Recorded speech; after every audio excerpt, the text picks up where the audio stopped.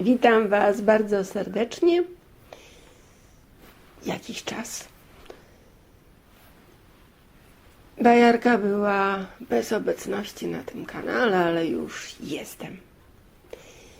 Dzisiejsza bajka ma tytuł Cuda się zdarzają. W ogrodzie na hamaku bujał się dziadek. Gdy tak się bujał i widać było, że odpoczywa, przyszedł do niego wnuczek. Dziadek zapytał go, co słychać, jak się ma. I wnuczek zaczął opowiadać. Dziadek go zapytał, chcesz mojej porady? Oj, dziadku, tam twoja porada. Starsi ludzie to wapniaki. Co ty opowiadasz? Co ty opowiadasz, wnuczku? Zobacz, ile ja już mam lat. Dziadku, przepraszam cię. To moi koledzy tak mówią. Dziadku!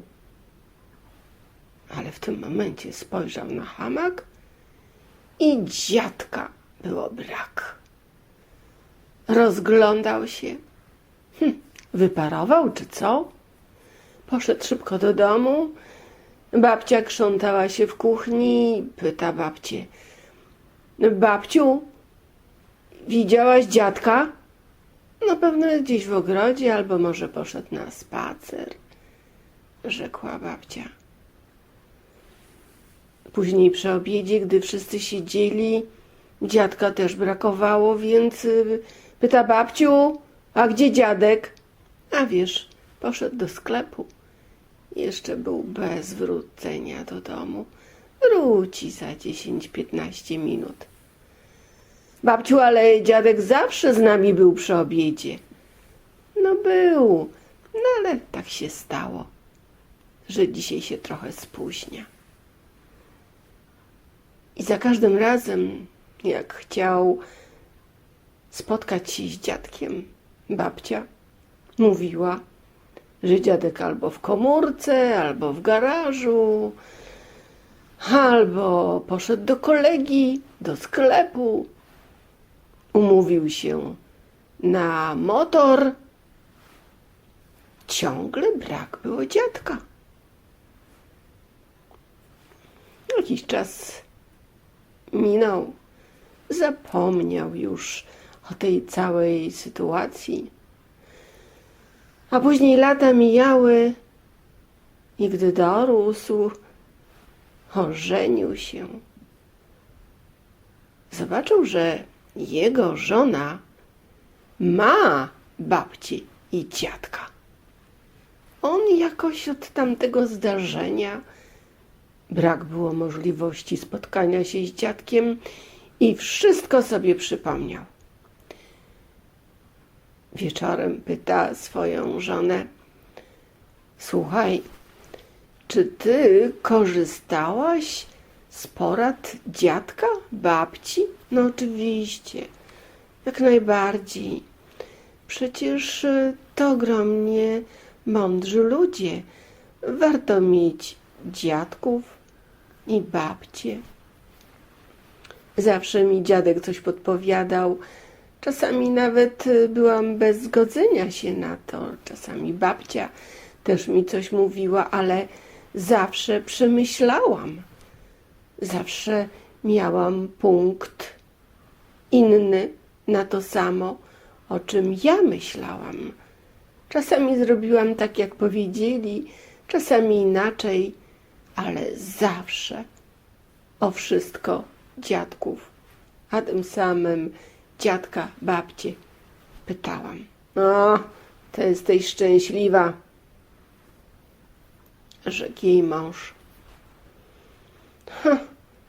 Mnie się zdarzyło coś takiego i opowiedział całą historię z ogrodu. No coś ty, rzekła jego żona. Czy to możliwe, że dziadek zniknął? No możliwe, Od tamtego momentu właściwie brak w moim życiu dziadka. No co ty, wyparował czy co? No tak to by można było powiedzieć. Wiesz co? To może powiedz dziadkowi, tak głośno, tutaj, teraz, że go potrzebujesz. A myślisz, że coś pomoże? No tak, i przeproś go, że nazwałeś go wapniakiem.